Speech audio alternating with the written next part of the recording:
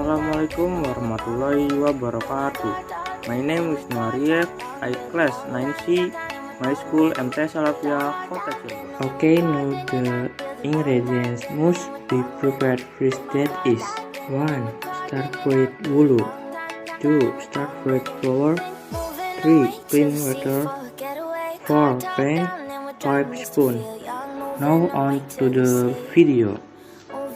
Proceed to the manufacturing stage. 1. The first step is to wash the wulu, stir fry it, and its flour. 2. The second step is to prepare clean water that has been boiled. 3. The third step mix the flours and the cooked wulu stir fried. Now prep it until the water turns reddish.